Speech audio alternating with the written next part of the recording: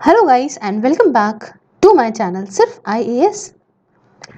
तो यहाँ पे एक बहुत ही इम्पॉर्टेंट और रेलिवेंट टॉपिक हम डिस्कस करने जा रहे हैं। ये टॉपिक हर लाइफ में हर बच्चा पूछता है कि मैम आखिरकार एक अच्छा आंसर कैसे लिखें। तो इस वीडियो के अंदर हम आपको सब बताएंगे कि आपकी शुरुआती प्रिपरेशन में आप किस तरह के सिलेक्शन करिए क्वेश्चंस का, और आगे बढ़ते बढ़ते क्या करना है क्या नहीं करना है, क्या दिक्कतें आती हैं बिगनर को, कैसे उसे रिजॉल्व किया जा सकता है। एक एक चीज एक एक स्टेप जो एक सवाल बनता है उसे मैं बताने की अपनी पूरी कोशिश करूंगी। तो आइए शुरू करने से पहले चैनल को सब्सक्राइब कर लीजिए, बेल आइकन को भी प्रेस करिए ताकि आपको रेगुलर अपडेट्स मिलती रहे।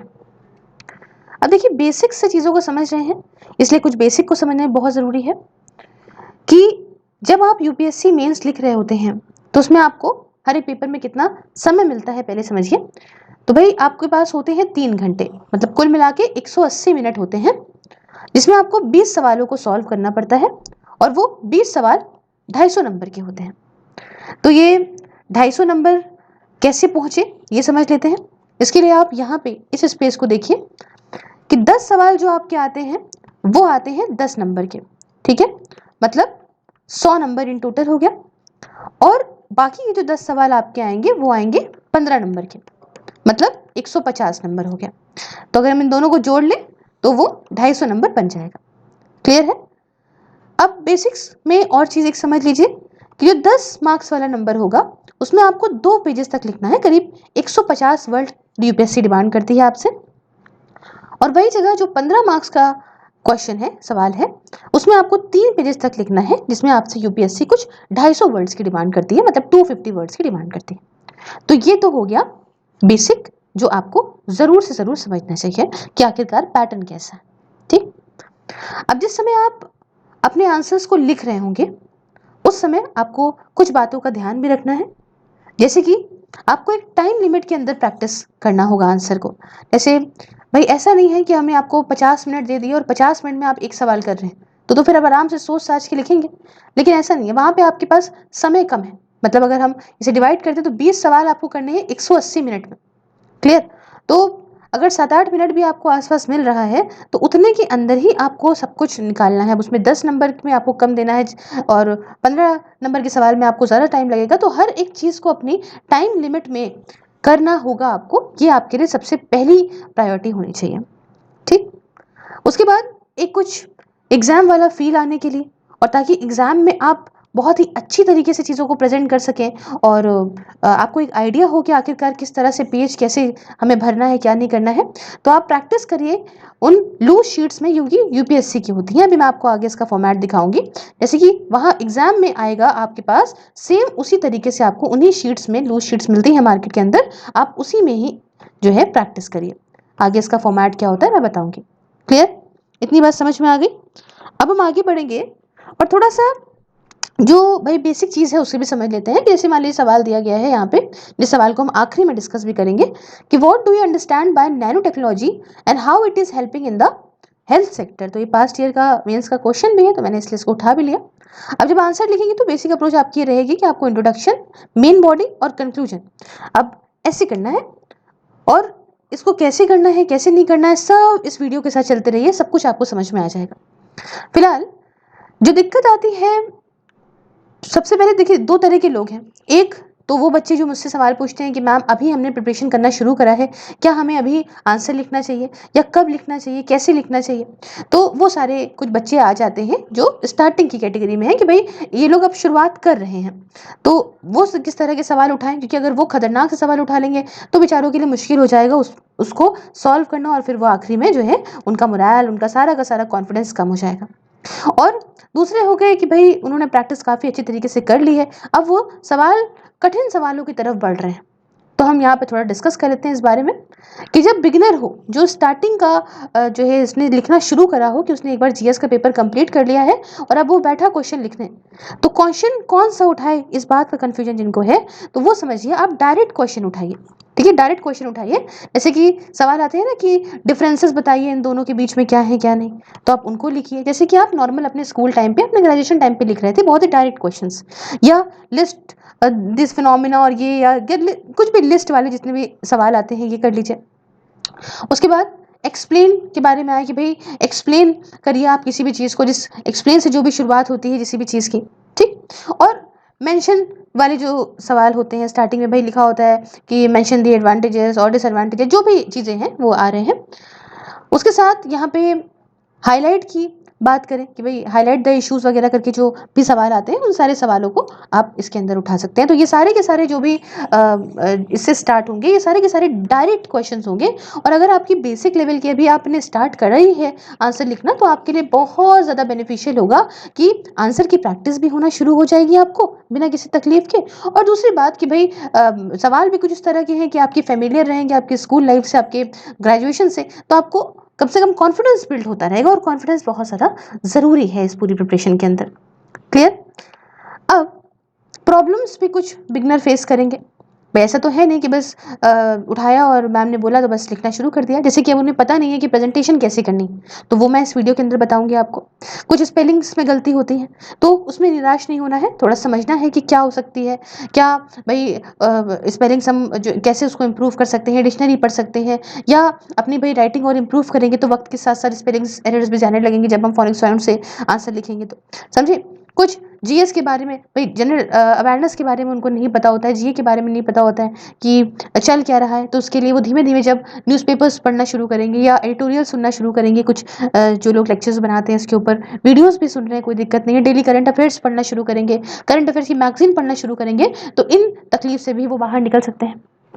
उसके बाद उनको कुछ कॉन्सेप्ट की अंडरस्टैंडिंग बहुत कम होती है, तो इसके लिए ये ज़रूरी है कि जिस हिसाब से वो एक बार अपना जीएस का सिलेबस कंप्लीट करेंगे, किताब को पढ़ेंगे या दोबारा रिवाइज करेंगे, तो उनका कॉन्सेप्ट डे बाय डे जैसे रिवीजन चलता रहेगा, जैसे किताब आप कई बार पढ़ते रहेंगे उस हिसाब से कॉन्सेप्ट की अंडरस्टैंडिंग भी होती रहेगी। तो शुरुआती जो आपके लेवल्स हैं आंसर राइटिंग के, उसमें ये परेशान ना होइए कि मुझे कॉन्सेप्ट नहीं आता तो मैं आगे कुछ नहीं कर पाऊंगा। बिल्कुल आपको दिमाग में ये बनाना है कि मैं ज़रूर कर पाऊंगा, बस मैं रिवीजन करता जाऊंगा तो मुझे चीज़ क्लियर हो जाएगी। ठीक है? तो आपको कॉन्फिडेंस बिल्डअप रहेगा इस बात में। फिर कुछ लिखना कैसे, आपकी वोकैब क्या आप यूज़ करोगे, इसकी कुछ दिक्कतें आती हैं, तो इसके लिए आपको जो टॉपर्स हैं उनकी आप जो है आंसर शीट्स निकाल लीजिए, उनको देखिए कि भाई कैसे उन्होंने हर चीज़ रिप्रेजेंट करी है। या अगर हम बात करें कि देखिए वोकैब में मैं सिंपल से आपको ये कहना चाहती हूँ कि बहुत ही ईजी लैंग्वेज का यूज़ करिए भी आप, जब भी, चाहे वो किसी भी लेवल की आपकी प्रिपरेशन हो, बहुत ही आम और इजी लैंग्वेज का यूज़ करेंगे यूपीएससी में तब भी बहुत ही अच्छा है। कोई ऐसे हाईटेक वर्ड्स, भारी भड़कम वर्ड्स यूज़ करने से कुछ नहीं होगा। ठीक है? आप नॉर्मल वर्ड्स भी यूज़ करिए, ये तो मेरी सजेशन है, बाकी आप अपनी प्रैक्टिस से इसको जानेंगे समझेंगे, कुछ मॉडल आंसर्स देखेंगे, तो उससे आपकी प्रिपरेशन का लेवल, आपकी वोकैब और ज़्यादा मजबूत होती जाएगी। फिर बात आती है हैंड राइटिंग की। देखिए हैंड राइटिंग तो ऐसे बदल नहीं सकते कि हम आपसे कहें कि बस बचपन से हैंड राइटिंग जो है वो आप बदल दीजिए। लेकिन अगर आपकी हैंड राइटिंग बढ़िया है, मोती के जैसी है, तो आप स्पेस दे दे के खूबसूरत तरीके से उसको लिख रहे हो चीज़ों को। लेकिन अगर मान लीजिए कि आपकी हैंड राइटिंग कुछ गड़बड़ है, गंदी सी है, या कुछ कुछ ऐसा कुछ लिखते हैं, तो आप आराम से स्पेस दे के अच्छे से वर्ड्स को प्रेजेंट करिए। ये हैंड राइटिंग तो आप चेंज नहीं कर सकते, लेकिन प्रेजेंटेशन आपके हाथ में है, तो अगर साफ सुथरा लिखा होगा तो चाहे क्यों ना गुड़बुड़ गुड़बुड़ लिखा हो, लेकिन समझ में आएगा एग्जामिनर को। समझे? तो हैंड राइटिंग के लिए मैं आपको ये बोलना चाहूँगी। तो आई होप कि ये जो बिगनर है इनकी ये पूरे जो उनकी प्रॉब्लम्स है इसका भी सोल्यूशन उनको मिल गया होगा। ठीक है? इतना समझ में आ गई बात। अब बात आती है यहाँ पे कि देखिए इस तरह से कुछ होता है, इस तरह से कुछ, ये जो मैंने आपको फॉर्मेट बताया, ऐसी यूपीएससी ब्लू शीट्स होती है, ये सिर्फ आईएएस की जगह यहाँ पे यूपीएससी लिखा होगा, बस इतना होगा। ठीक है? तो इस तरह से आपको करना है कि इंट्रोडक्शन ऊपर डालना है, उसके बाद मैं सब बताऊंगी आगे, मॉडल बताऊंगी, लेकिन फिलहाल अभी मैं आपको बताती हूँ कि इंट्रोडक्शन यहाँ हो गया। मेन बॉडी जब आप लिख रहे होंगे तो मेन बॉडी में आपको क्या करना है कि हेडिंग, हेडिंग बहुत इंपॉर्टेंट है। तो इसी जो क्वेश्चन आपका डिमांड कर रहा है उसी से रिलेटेड आपको यहाँ पे हेडिंग डालनी है। अभी मैं आपको क्वेश्चन करके बताऊंगी, लेकिन फिलहाल ये समझिए कि जो भी क्वेश्चन डिमांड कर रहा है उसी से रिलेटेड आपको हेडिंग डालनी है। फिर हेडिंग के भी कुछ सब पॉइंट्स होते हैं, तो आप उसके सब हेडिंग डालिए। कोशिश करिए बहुत बहुत ही नॉर्मल चीज़ें रखिए। लोग एस्ट्रिक, एरो ये सब बनाते हैं, तो मैं आपको सजेस्ट ये करूँगी कि आप चाहें तो सीधा नंबर वाइज करिए, और उसके बाद जब सब अंदर इसके अंदर करिए तो उसके न्यूमेरिकल्स वगैरह, या आप कह सकते हो कि रोमन नंबर्स यूज़ कर लीजिए। ठीक है? तो यहाँ पे हो गया आपका नंबर्स, यहाँ पे रोमन नंबर्स। तो इस तरह से आप सब हेडिंग कर सकते हैं। तो हेडिंग की सब हेडिंग, तो उससे होता क्या है कि एग्जामिनर को लगता है कि बच्चे को यहाँ पे हेडिंग बहुत अच्छे से पता है, इसके रिलेटेड इसको मेन टॉपिक के बारे में पता है, और इस जो मेन टॉपिक को डिस्कस कर रहा है उसके अंदर जो पार्ट्स आ रहे हैं उसके बारे में भी कितनी सफाई से बच्चे ने यहाँ पे प्रेजेंट करा है। ठीक है, तो ये तो ऐसी मेथोलॉजी है जो बहुत सारे टॉपर्स अडॉप्ट भी करते हैं और ये बहुत ही खूबसूरत भी होता है अपनी प्रेजेंटेशन में। ठीक है, अब उसके बाद जब आगे आप लिखते जाएंगे चीज़ों को, है ना, फॉर्मेट के इनिशियल स्टेज में आप पहले इनिशियली जो बात लिख रहे हैं उसके बारे में बताएंगे। उसके बाद जैसे अभी मैं आपको समझाती हूँ आगे कि क्वेश्चन बेस पे कैसे करेंगे।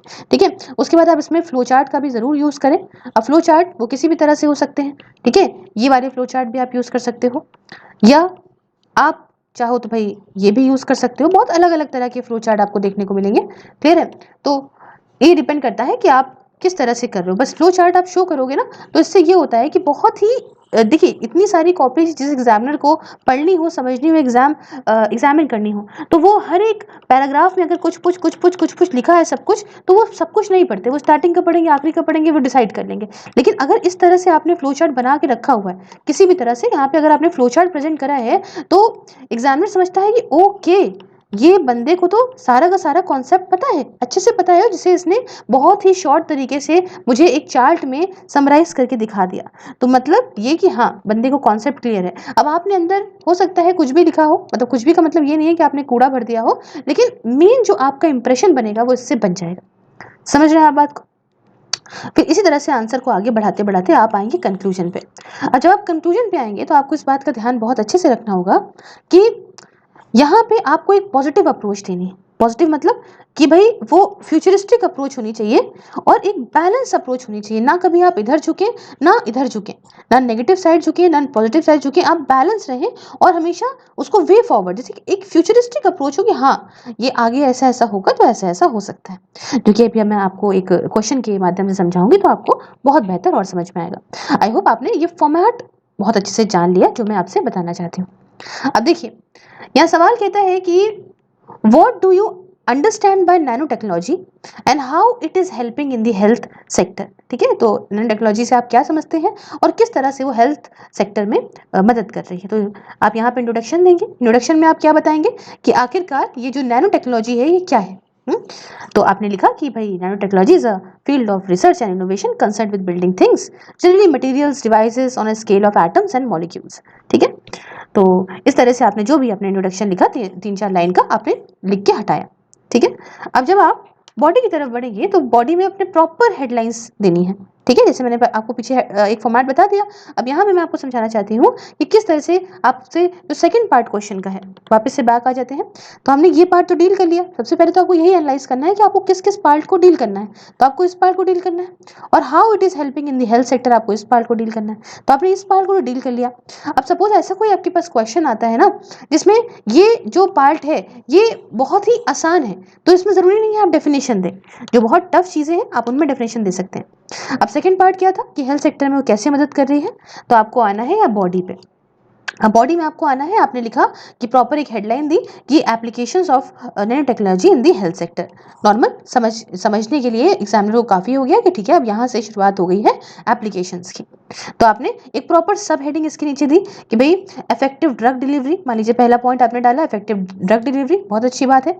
उसके बाद आपने दूसरा पॉइंट डाला, मतलब इफेक्टिव ड्रग डिलीवरी भी आपने डाला, तो आप उसमें लिखेंगे कि नैनो टेक्नोलॉजी की एप्लीकेशन होती है मेडिसिन के अंदर। करेंटली इसमें यह है कि नैनो पार्टिकल्स का यूज़ करा जाता है ड्रग को डिलीवर करने में, हीट, लाइट या दूसरे सब्सटेंसेस को भी स्पेसिफिक टाइप्स ऑफ सेल्स जो होते हैं वहाँ तक पहुँचा देते हैं, कोई दिक्कत नहीं होती। ठीक है, तो उसके बाद कुछ आपने एग्जाम्पल दे दिया कि जैसे टीम ऑफ साइंटिस्ट जो है इन्होंने कुछ नैनो मिसाइल को क्रिएट करा है जिनको इफेक्टिव ड्रग डिलीवरी के लिए यूज़ करा जा सकता है अलग अलग तरह के कैंसर्स को ट्रीट करने के लिए, चाहे वो ब्रेस्ट कैंसर हो, लंग कैंसर हो, कोई भी कैंसर। ठीक है, तो यहाँ पे हमने इस तरह से प्रॉपर बताया सब हेडिंग में। ठीक। फिर हमने दूसरी सब हेडिंग डाली कि भाई डायग्नोस्टिक टेक्निक्स, उसमें हमने लिखा। फिर हमने लिखा कि भाई सेल रिपेयर, उसमें हमने लिखा। तो इस तरीके से हमने जो भी कहा वो इसमें लिखते गए। अब मैंने जैसे आपको बताया फ्लो चार्ट, तो आप चाहें कि आप फ्लो चार्ट आखिरी में बना सकते हैं। आप फ्लो चार्ट किसी भी तरह से बना सकते हैं कि यहाँ पे एप्लीकेशन का फ्लो चार्ट बना दीजिए स्टार्टिंग में ही, तो उसके बाद आप एक्सप्लेन कर दीजिए। या आप चाहिए तो भाई इसके अंदर एडवांटेज या डिसएडवांटेज क्या है, थोड़ा सा आप उसके बारे में अगर लिख सकते हैं। अगर आपको लगता है कि आपका जो मेन, सबसे पहले जो आपका जो मेन क्वेश्चन का मुद्दा था, डायरेक्ट क्वेश्चन, उसे पहले आपने सॉल्व कर लिया, फिर आपको लगता है कि अगर आप दो चार शब्द, मतलब दो चार शब्दों में नहीं, हाँ थोड़े से शब्दों में, बहुत ही कम शब्दों में अगर आप एक्सप्लेन कर सकते हैं कि प्रोज एंड कॉन्स, तो बहुत अच्छी बात है, आप कर दीजिए। वरना मत भागिएगा एक्स्ट्रा कुछ डालने के लिए। जितना आपने डाला उतना सफिशिएंट है, जो क्वेश्चन डिमांड कर रहा है उतने में ही बहुत है कि आपके जो 150 वर्ड्स हैं वो आपके कंप्लीट हो जाएंगे। ठीक है, तो ये कुछ हमने आपको कहानी यहाँ पे बताई। अब उसके बाद आप जब कंक्लूजन में आएंगे, ठीक है, अब यहाँ पे एक चीज़ और खैर बताई गई है कि paragraph versus point wise format. अब इसमें कुछ चीज़ें तो पैराग्राफ होती हैं लेकिन कुछ पॉइंट वाइज होती है। तो पॉइंट वाइज एक बहुत ही ट्रेडिशनल अप्रोच है। कई सारे लोग भाई पॉइंट वाइज करते हैं और क्लियर भी रहता है। तो पॉइंट वाइज आप अप्रोच ले सकते हैं और उसके बाद आप जो भी आपका उसके अंदर एक्सप्लेनेशन है वो आप थोड़ा सा पैरा में लिख दीजिए। तो ये आपकी कुछ कहानी यहाँ पे खत्म हो जाएगी। और बहुत इंपॉर्टेंट चीज़ ये है कि आप कीवर्ड्स को यहाँ अंडरलाइन करते चलें, ठीक है, ताकि एग्जामिनर को यहाँ दिक्कत ना हो समझने में कि आखिरकार ये बंदा कहना क्या चाहता है और ये एप्लीकेशन किस जगह हो रही है, तो इससे कहाँ फायदे होंगे।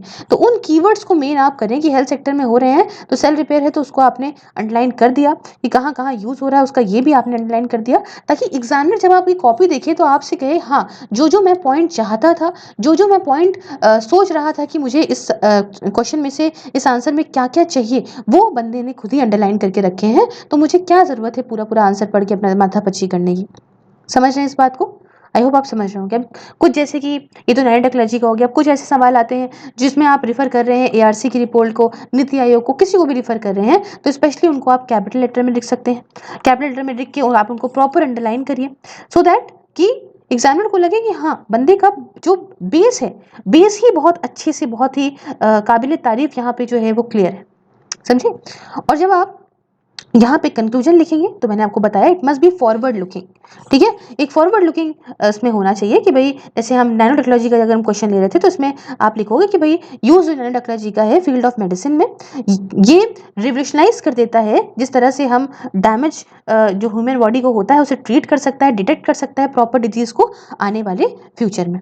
ठीक है, तो भाई भविष्य काल में बहुत अच्छा हमारे लिए होगा। तो इस तरह से क्या है कि भाई हमने यहाँ पे एक फॉरवर्ड लुकिंग अप्रोच लेके चले हम, और कंक्लूजन हमने एक फ्यूचरिस्टिक, एक बहुत ही बढ़िया जो है सामने प्रेजेंट किया। तो आप देख रहे हैं इसके अंदर सब कुछ आपको मिल रहा है, सब कुछ आपको देखने को मिल रहा है, and you are finding each and everything whatever examiner is demanding for you. देखिए यू हैव रिटन एवरीथिंग। खूबसूरत लगा कि नहीं लगा? आप समझिए, यहाँ पे एक चीज समझिएगा, जब आप अपना आंसर लिख रहे हो तो सेल्फ इवेलुएट करते रहिए कि क्या है क्या नहीं है, और वक्त के साथ साथ जैसे जैसे आप आगे बढ़ेंगे चीजें और डेवलप होती चली जाएंगी, चली जाएंगी, चली जाएंगी। समझे? अब देखिए एक चीज आप ध्यान रखिएगा कि जब आप अपने आंसर्स वगैरह को लिख रहे हो ना, तो एक चीज बहुत ज्यादा इंपॉर्टेंट ये है कि आप अपने आप को हमेशा अप्रिशिएट करिए कि वाह इस बार मैंने पुराने वाले आंसर से आज बहुत अच्छा लिखा, आज उससे ज़्यादा खूबसूरत लिख रहा हूँ और आगे और अच्छा लिखूंगा। इससे आपका मोटिवेशन बहुत हाई लेवल का रहेगा। समझे? उसके बाद जब आप पूरा आंसर लिख लें तो फिर उसके बाद आप देखें कि अगर कोई दिक्कत आ रही है तो दिक्कत कैसे पता लगाएंगे? दिक्कत आप पता लगाएंगे मॉडल आंसर्स को अपने आंसर से कंपेयर करके, टॉपर्स की जो आंसर्स हैं आप टॉपर्स के आंसर्स को अपने आंसर्स से कंपेयर करके आप इस तरह से दिक्कत पता लगा सकते हैं कि आखिरकार कहाँ पे प्रॉब्लम आ रही है। और जो भी एरिया आपका इंप्रूवमेंट का है, वेदर इट इज इंट्रोडक्शन और बॉडी और conclusion, you have to work on it. ठीक है, आप उसमें वर्क करिए और उसके साथ जो है वो उसी को इम्प्रूव करके फिर से एक बार आंसर लिखिए, वो और भी खूबसूरत बनता जाएगा। समझ रहे हैं? तो ये कुछ तरीके हैं जिससे आप अपना एक बेस्ट टू बेस्ट आंसर लिख सकते हैं। आई होप आपको ये वीडियो मदद करेगी मेरी ओर से। Thank you so much for watching. If you like the video, do like the video, share it with your friends, subscribe your channel Sirf IAS, and if you want to follow me on any other social media platform, link is in the description. Also you can watch these videos on Facebook, just like the page Sirf IAS and watch these videos there. And if you want to join my membership and enjoy the various perks, just press the join button and enjoy the various perks. Thank you so much for discussion. Have a wonderful day. Take care.